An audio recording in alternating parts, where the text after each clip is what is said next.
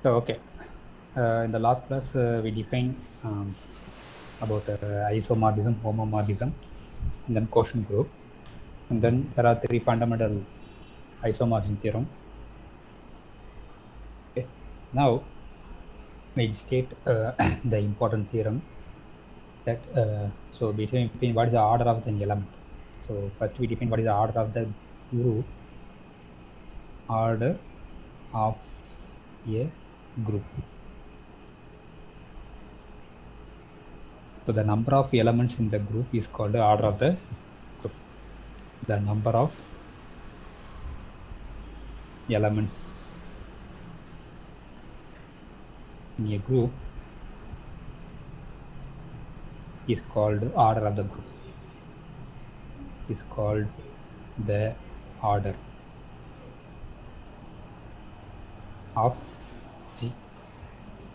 So it is denoted by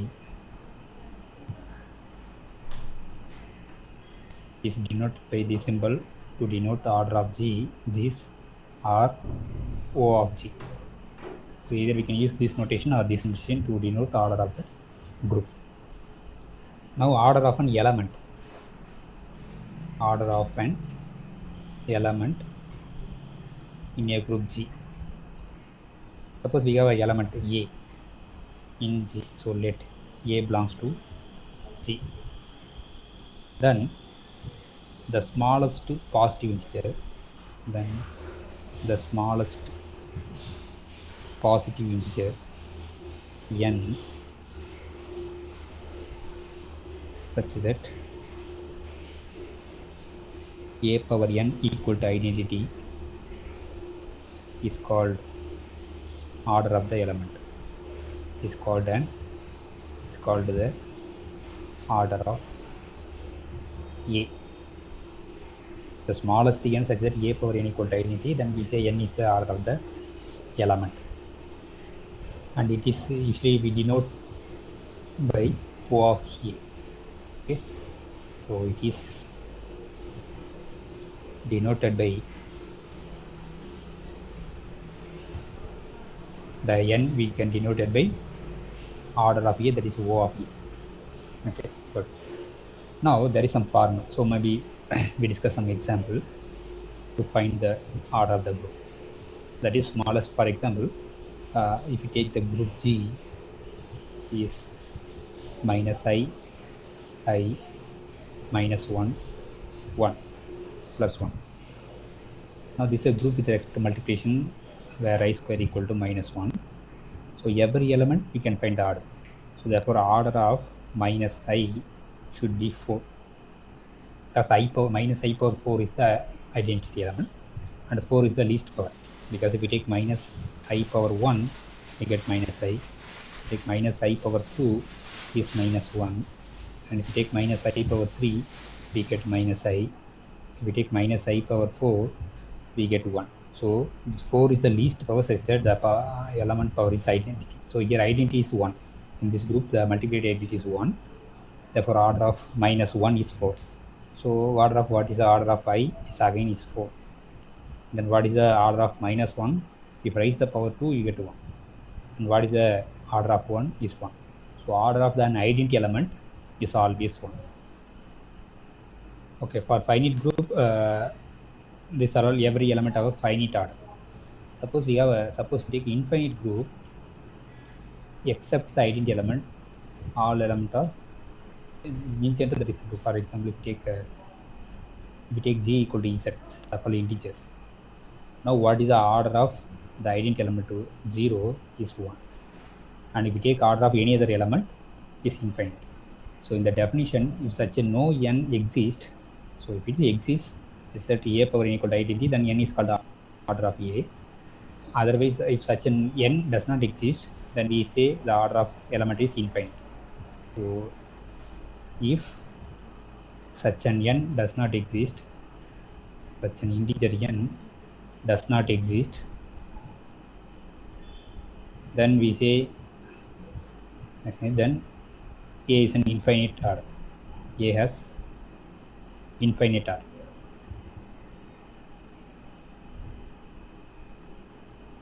Okay.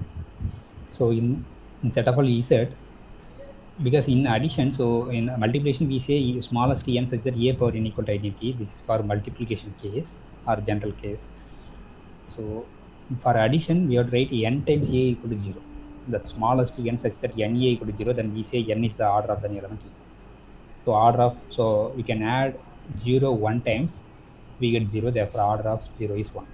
But order of, if you take any other element 1, suppose we take 1, you can add n any times, we cannot get 0.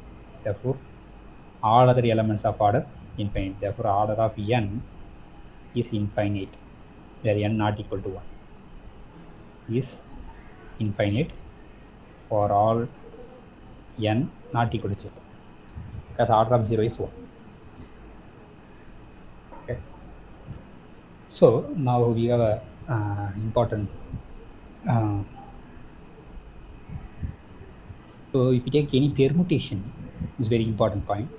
In the permutation, what is the order of the permutation? Okay. Suppose if we take our group G is the symmetric group, Sn on n symbol. Suppose if you take sigma in Sn. Okay. Now what is the order of the sigma? So it's nothing but, so first we have to write, we know the theorem that any permutation can be expressed a product of disjoint cycles, right? Suppose the length of the cycle is n1, the length of the cycle is n2, and this length of the cycle is n3, and so on. We know the theorem that any permutation can be expressed a disjoint product of cycles. Now the order of sigma is defined to be LCM of the length n1, n2, etc. np. So this is the order of any permutation. Okay. So if suppose the permutation is a cycle, then order is nothing but the length. Suppose if sigma is an m cycle, sigma is an m cycle. So that means what? That is m cycle means what? The sigma should be a cycle notation. So for example, a1, a2, etc. am. If it is m cycle, then the order is m. Then the order of sigma is m. If it is m cycle, then it is m. If it is not a single cycle, suppose the product of disjoint cycle, then take the LCM of the length. So that is the order of the permutation. Okay, this is very important thing. For example, if we take S6, suppose we take S6. In S6, symmetric group on 6 symbol, inside if you take sigma equal to, we take some permutation like 1, 2, 3, 4, 5, and then you take 6, because there are 6 symbols. Suppose this is sigma is the permutation like this. Now these two cycle does not have any common element. Therefore, what is the order of sigma is LCM of the length. So length of this cycle is 3, and the length of this cycle is 3. Therefore, what is the LCM? So the GCD is 3. Therefore, the LCM also 3. Because GCD into LCM is product of the elements. Okay. Suppose we take some other element, some tau is 1, 2, 4, 5, 6. Suppose take this permutation again. This permutation does not contain any common element. Therefore, order of tau is nothing but LCM of the length. The first cycle length is 3. The second cycle length is 2. Therefore, what is the length? Is LCM is 6. Therefore, order of tau is 6. Okay, this is a very important result. So the order of the permutation is nothing but LCM of length of its disjoint cycles. Okay. So now there is a formula. If you know order of A, you can find the order of any powers of A. We state that one. So suppose again, everything is a finite group. So let A is an element in the group G, and the order of A is, suppose we take some n. Then the order of A power k is order of A by GCD of K comma order of A. Okay, otherwise we know the order of A is n, therefore n by GCD of K comma n. So this is the order of A power K. This formula is very important formula. If you know order of A, the order of A power K is order of A by GCD of K comma order of A. Okay. So using this formula, we can solve some problems in the examination. Okay. Now we studied the order of the element, order of the group. Now the important theorem is Lagrange's theorem. This is a very important theorem in group theory. That is Lagrange's theorem. Lagrange's theorem. What the theorem says is, suppose if you take any subgroup of a finite group, then the order of the subgroup divides order of the group. So that is, if H is a subgroup of a finite group, that is important. If H is a subgroup of a finite group G, then the order of the subgroup divides, then order of H divides the order of the group.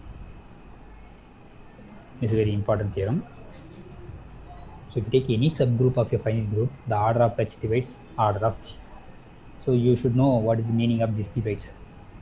So what do you mean by A divides B? So we have two integers A and B. What do you mean by A divides B? So maybe I can write here. Suppose we say A divides B. So A divides B, or we can use the notation A, the perpendicular line B. So this is A divides B. When we say this, if and only if, or if B equal to A times some integer K. If B is a multiple of A, then we say A is a divides B, or A is a divisor of B. Okay. Now that means here order of H divides order of G means what? Order of H divides order of G. But the converse need not be true. So what is the converse of the Lagrange's theorem is, so what is the converse of this statement? But the statement need not be true in general. So what is the statement? Suppose if a number m is any number, positive number, suppose this number m divides the order of the group, then G has a subgroup of order m. G has a subgroup of order m. If you take any divisor of the order of group, then we can always find a subgroup H whose order is m. So this is a converse statement, but this statement in general not true. So that is a very important thing. The converse of the Lagrange theorem is need not be true. Converse of the Lagrange's theorem, Lagrange's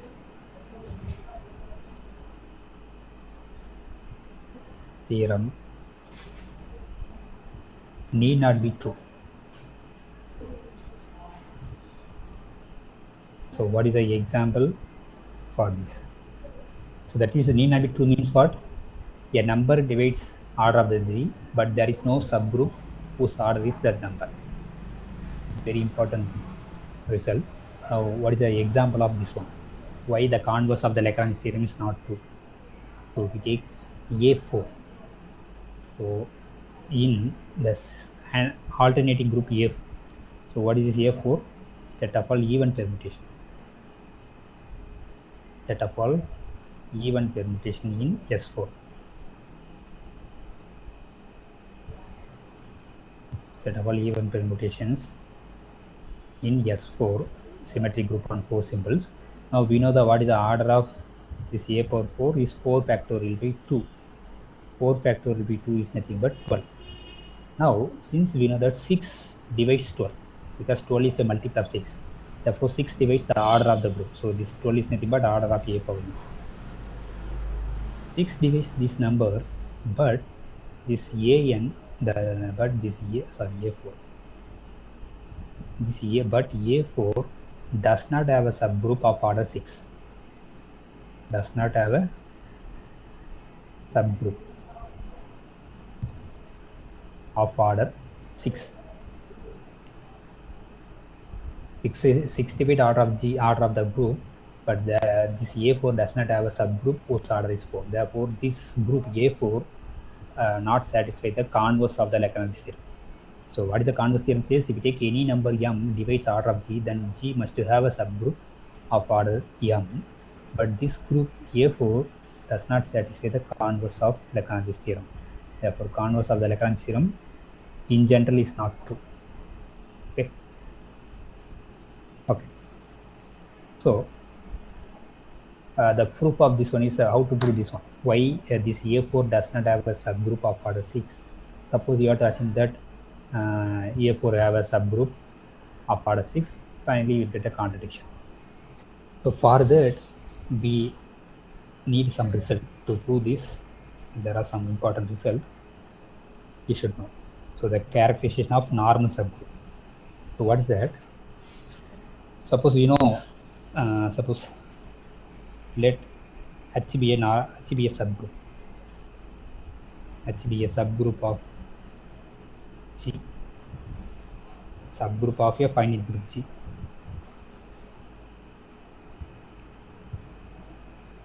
Finite group G. So we can talk about the G by H. So G by H is a collection of right coset, but that is not a subgroup. If H is a normal subgroup, then G by H is a group. Otherwise, this G by set is a collection of right coset.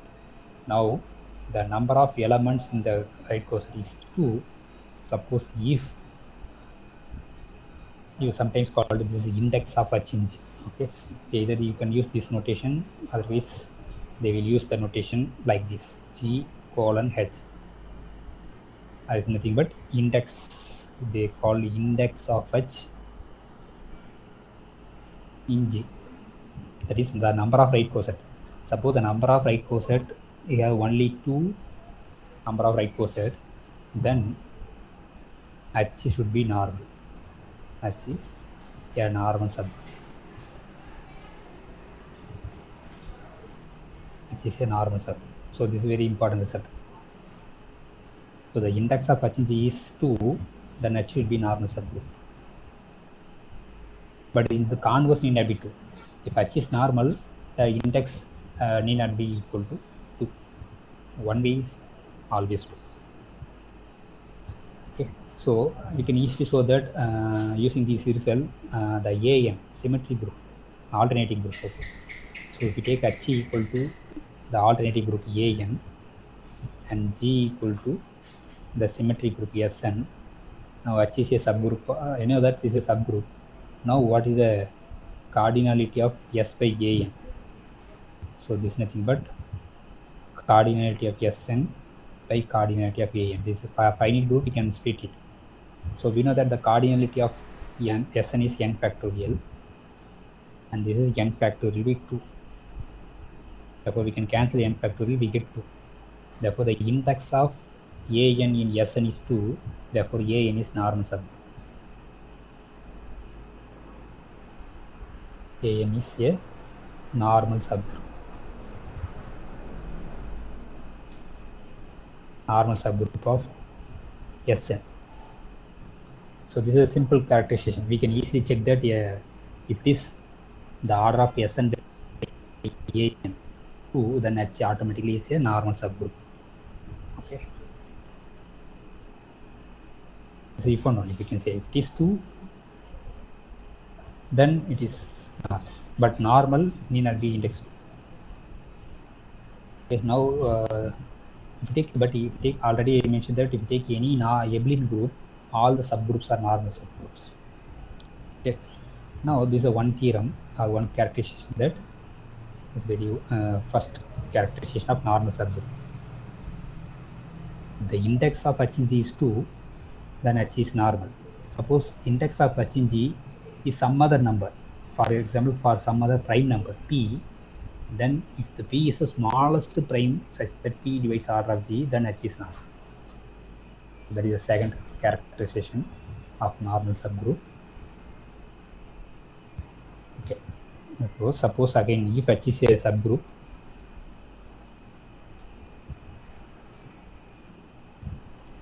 H is a subgroup of G and P is the smallest prime number such that P divides R of G and the index of H in G, either we can use this notation or R of G by H. Suppose this is equal to P and P is the smallest prime number which divides R of G, then H should be normal subgroup. H is a normal subgroup.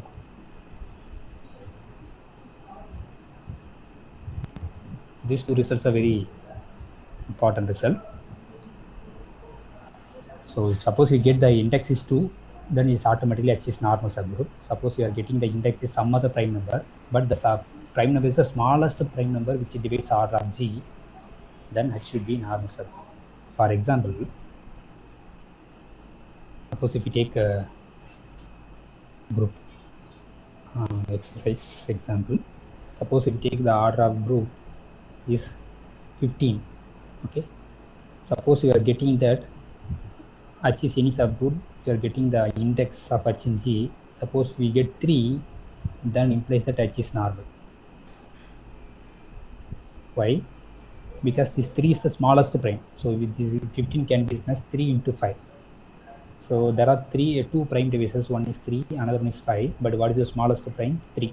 Yeah, we get 3 here, and this 3 is the smallest prime divisor of this G. Therefore, H is normal. Suppose if we get the index of H in G is 5, we cannot say H is normal subgroup or not. Okay, but if it is P, where P is the smallest prime number, then automatically H is a normal subgroup. Subgroup of G. Okay. So for any doubt? Okay. Now we have some other theorem, Cauchy's theorem. So now I already said that what is the Lagrange theorem? If we take any subgroup of a finite group, then order of H divides R of G. That is a Lagrange theorem, but the converse need not be true in general, but partially the converse statement is true. That means what? For special type of groups, the converse statement holds. Okay, and then for some special devices, the converse statement is true. So for example, so that is theorem called Cauchy's theorem. Cauchy's theorem. So once the Cauchy's theorem says, suppose if a prime number P divides the order of G, then there is an element. Okay. So the theorem says, if a prime number P means prime, okay, if P divides order of the group, then G has an element of order P.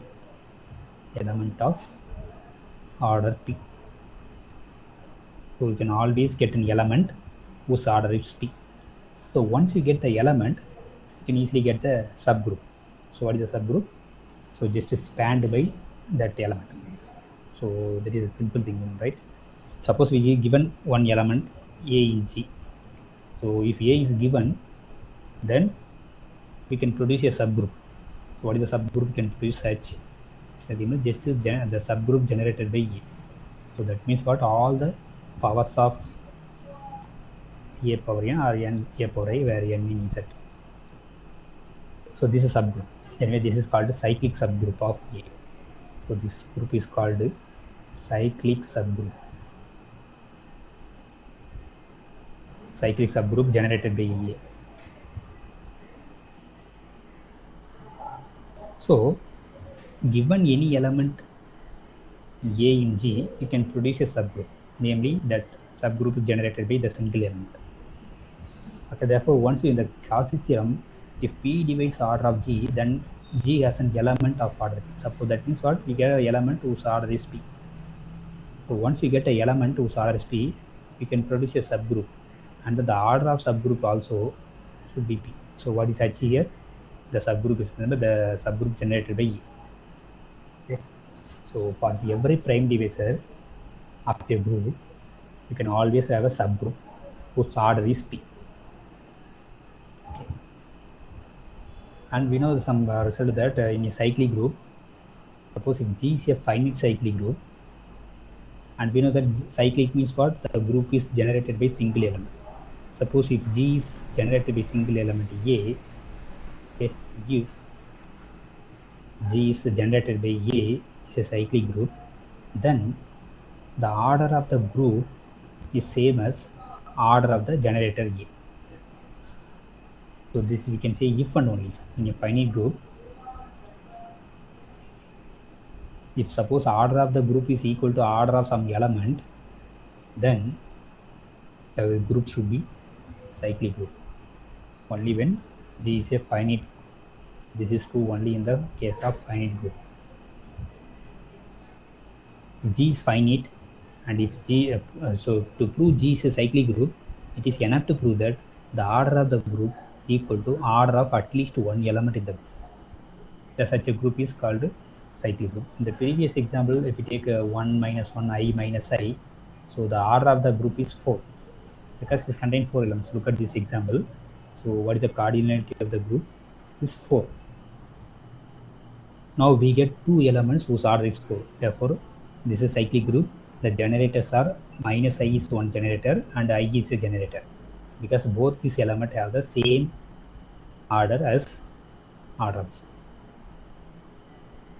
But in the case of Z, if we take what is the order of minus 1, this is a generator.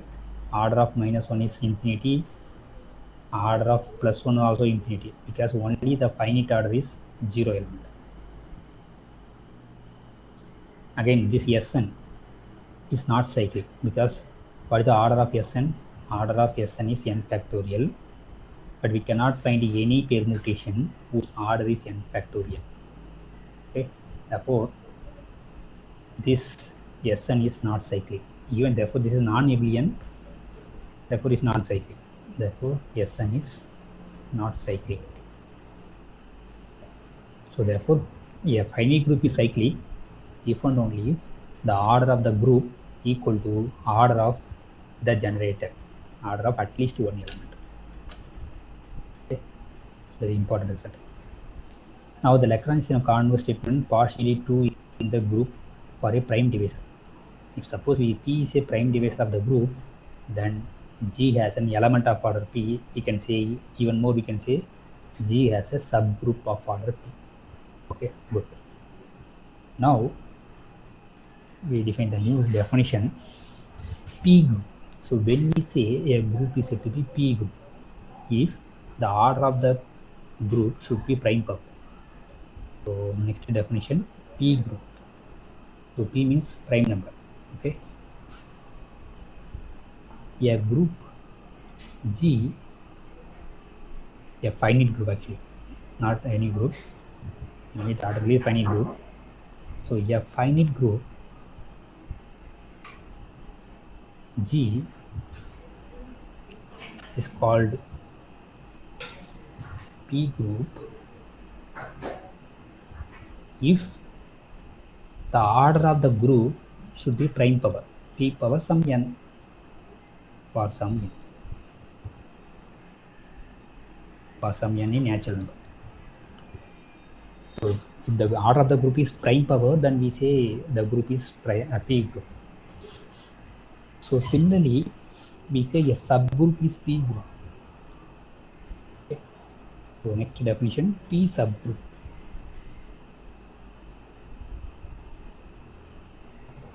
Okay, a subgroup H a subgroup H of a group G is said to be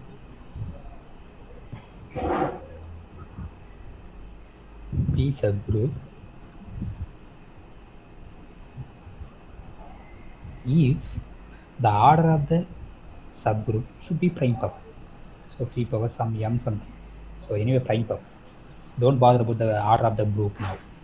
Okay, a subgroup is said to be P subgroup. And the order of the subgroup is prime should be prime power, a single prime power for some m, for some m in natural number. So next we say a subgroup said to be Shiloh P subgroup or P Shiloh subgroup. So some books use Shiloh P subgroup or P Shiloh subgroup. P Shiloh subgroup. They can use any name. So when we say a P subgroup is said to be P Shiloh subgroup. That is the largest prime power order of the subgroup. So definition: a subgroup H is said to be P Shiloh subgroup or Shiloh P subgroup. P Shiloh subgroup if, so when we say a subgroup is P Shiloh subgroup if H is a order of H should be prime power, and by Lagrange's theorem order of H divides order of G. Okay, so and with by the Lagrange's theorem we know that P power m, that order of the subgroup divides the order of the group, but the P power m plus 1, if we extra add the one more power, this number does not divide the order of G. So that is the P power m is the largest or maximum prime power of the subgroup. So in this case that we say H is a Shiloh P subgroup. So Shiloh means what? It should be P subgroup. P subgroup means what? The order of the subgroup should be prime power, and by Lagrange's theorem that number divides order of G. But if the extra condition that if P power m plus 1 does not divide order of G, then the H should be P Shiloh subgroup. Okay. So there are two subgroups. One is P subgroup, another one is Shiloh P subgroup. So when we say a subgroup is P Shiloh subgroup, if the order of the subgroup will be prime power P power m, but P power m plus 1 does not divide order of G. Okay. Now there are three theorems based on Shiloh's subgroups. Okay. The first theorem is, so maybe I will give one example. So the maximum prime power order is the Shiloh subgroup. Okay. So for example, if you take a group of order 2 square into 3 cube, there we can talk about the 2 Shiloh subgroup, we can talk about 3 Shiloh subgroup. There are 2 primes are there. Now suppose H is the, suppose order of H equal to, if you take 2, then this subgroup H is not a P Shiloh subgroup because this is a power 1. If you add power 1 more 1, 2. This 2 square divides order of G. Therefore, this subgroup is not a P Shiloh subgroup. But anyway, it's a subgroup, but not P Shiloh subgroup. But if you take the order of H equal to 2 square, then this is a 2 Shiloh subgroup because this is the largest power, the maximum power which divides order of G. Again, if you take another subgroup K whose order is 3, then this is not 3 Shiloh subgroup because 3 square divides order of G. Therefore, if you take 3 square, again this is not a 3 Shiloh subgroup because 3 cube divides order of G. But if you take 3 cube, then this is the largest power. Therefore, 3 power 4 does not divide order of G. Therefore, this K is a 3 Shiloh subgroup. So the maximum prime power subgroup, that is called the Shiloh P subgroup. Okay. Okay. Now there are 3 theorems due to Shiloh. These are very important theorems. So the first theorem, Shiloh's first theorem. Shiloh's first theorem. So the first theorem says existence of Silo subgroup. So Silo's first theorem says if you take any group of order some prime power into some term. Suppose actually the first theorem says existence of Silo subgroup. So what the theorem says, suppose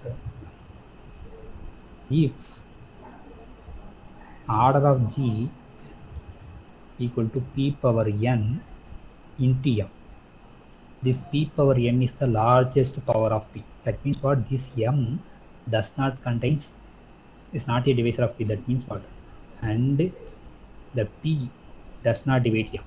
Suppose if p divides m means what you'll get? If p divides m means m equal to p times some integer l. Now replace this value, therefore p power n into m is p power p into l. Now the power is 1, therefore we get p power n plus 1 into l. Now we get the more power. So I'm saying that this n is the largest power of this p. That means what? P does not divide m. If you take any group of order like this, p power n into m and p does not divide m, then this G has a silo p subgroup. Always this G contains some silo p subgroup. Then there exists a silo p subgroup. It exists, but we don't know how many p silo subgroup exist, but at least one p silo subgroup exists. So p means is a prime number.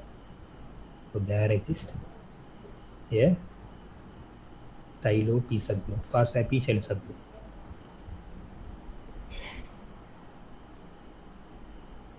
Okay. So this is a important theorem. First fundamental, Silo's first theorem. If you take any group of order like this p power m into n, p does not have m, then this G has a, then there is a p silo subgroup. Now the second theorem says how many silo subgroup exist. Once we know that this theorem guarantee that at least one p silo subgroup exists. Now the Silo's second theorem says the exactly the number of p silo subgroup. That is Silo's second theorem. Silo's second theorem.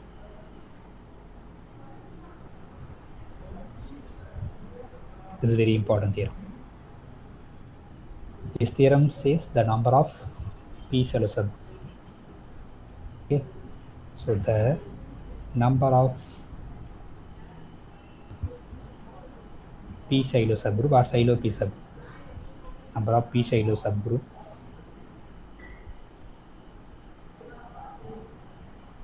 in G, in a group G, is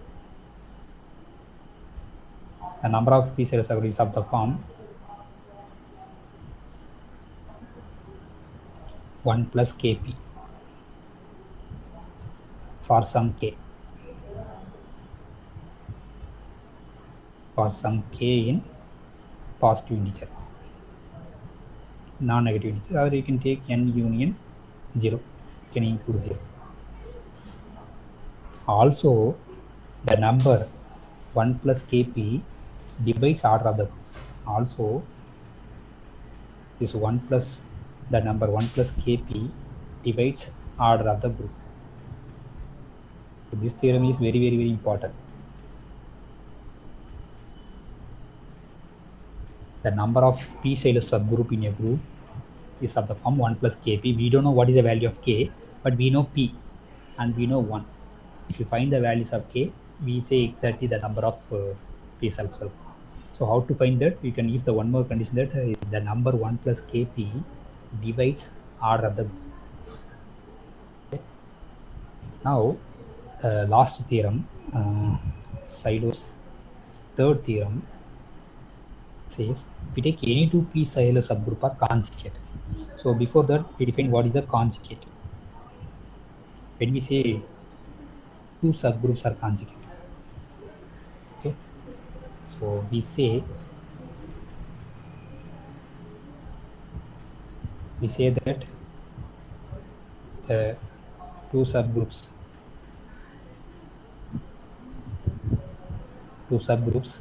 H and K are conjugate.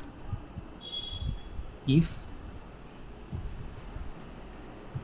to say two subgroup H and R conjugates if there is an element G in the group G such that this H equal to GH G inverse, sorry, GK G inverse. So one subgroup can be written as GH, sorry, GK G inverse, or K equal to G inverse HG. So if such an small g exists satisfying this condition, then we say H and K are conjugate. Okay. Now the Seidel's third theorem says any two Seidel's two subgroups are conjugate. So Seidel's third theorem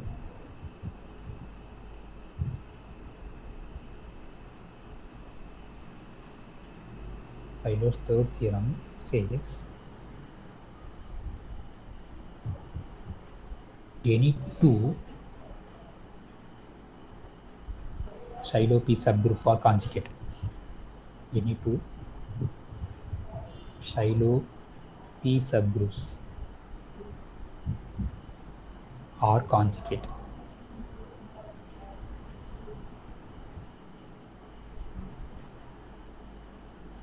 Very important.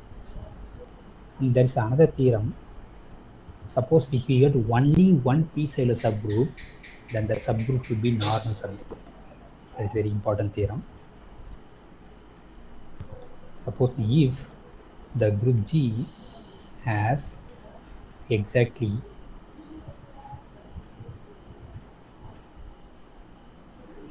one p-Shiloh subgroup,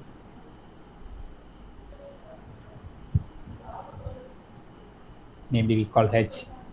Suppose we have only one p-Shiloh subgroup, then that subgroup should be normal subgroup. Then H is normal. And even you can say if and only if. So suppose a p-Shiloh subgroup is normal, then the number of p-Shiloh subgroup is 1. Therefore we can say if and only if. Okay. This is also very important result.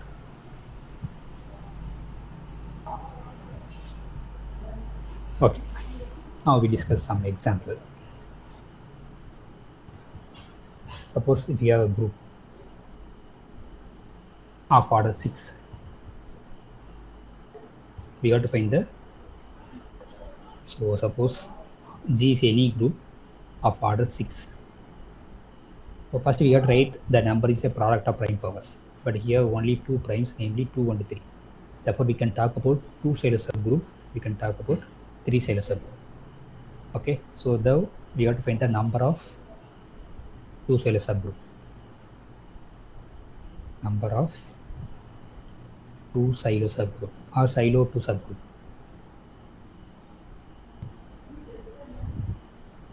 The second Shiloh theorem says the number of two-Shiloh subgroup is of the form 1 plus 2k. K2 always we can take 2k. We have to find the exact values of k. And also the theorem gives that number 1 plus 2k divides the group order. What is the group order is 6. Okay, now we have to find the values of k. So what are the possible?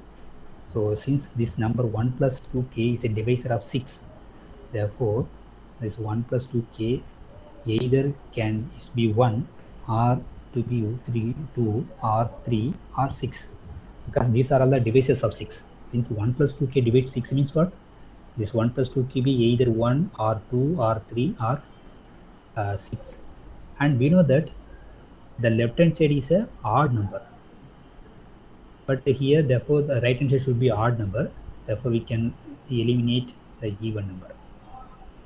Therefore, the only possible is either only one two-Shiloh subgroup, or we have 3, because this 1 plus 2k is nothing but number of two-Shiloh subgroup. Therefore, the number of two-Shiloh subgroup is either only 1 or there are 3 two-Shiloh subgroup. We don't know exactly. Now, therefore, we can say the number of two-Shiloh subgroups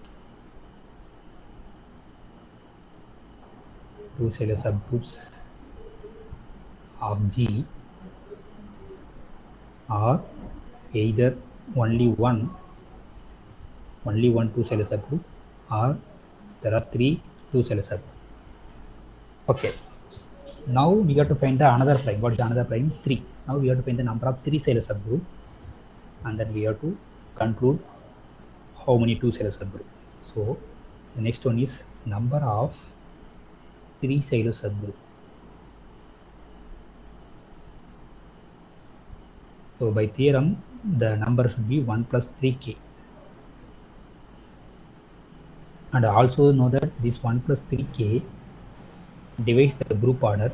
The group order should be, we know that 6. Now what are the possibilities of 1 plus 3k? Since 1 plus 3k is a divisor of 6, therefore this 1 plus 3k either 1 or 2 or 3 or 6. Again, look at this. Since this is an odd number, so okay, it's not odd number, but it's a multiple of 3, and this is 1. Therefore, the total number is not a multiple of 3. Therefore, multiple of 3 is 3, and 6 is also multiple of 3.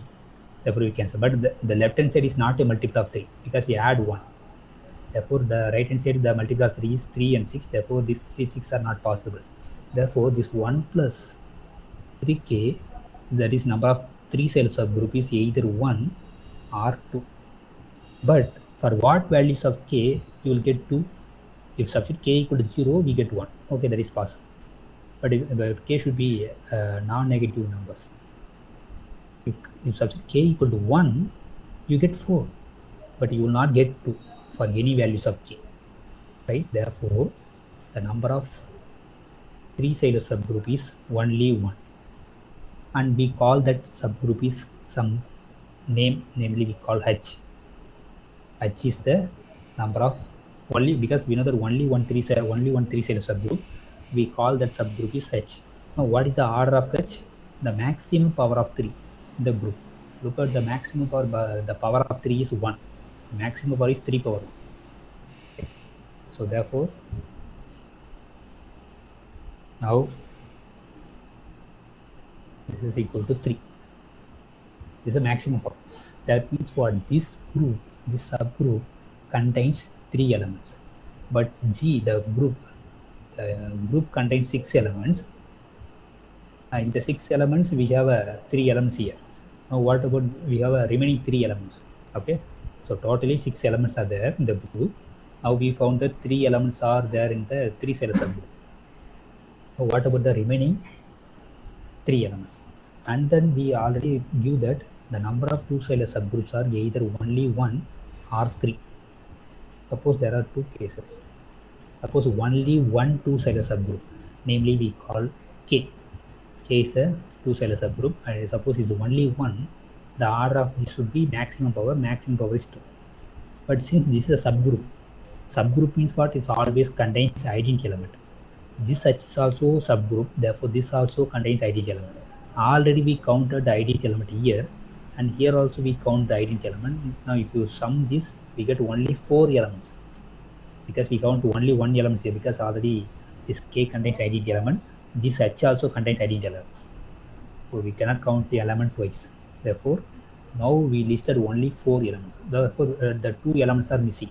So totally 6 elements. Now we found 4 elements, but the 2 elements are missing. Therefore, if we take only one two-sided subgroup, we are not get the exact values of 6. So suppose, what is the another case? So if we take, assume only one two-sided subgroup, we will not get the group order. Suppose we have 3 two-sided subgroup, namely we call K1, K2, K3. There are 3 subgroups, K1, K2, K3. So these are all two-sided subgroup. Therefore, what is the order of this? The maximum power of 2, that is 2. And then the order of this K2 also 2. And then the order of K3 also 2. But everything is a subgroup. Again, every subgroup contains identity element. Already we counted identity element in the group subgroup H. Therefore, the remaining non-identity element, we have one non-identity element here. This K2 also contains one non-identity element. This K3 also contains one non-identity element. So totally we listed here 3 elements. already we have 3 elements in H, therefore totally we get 6 elements. Therefore, this is the only possible. Now we can list the number of 2 silo subgroup is 3. The number of 2 silo subgroup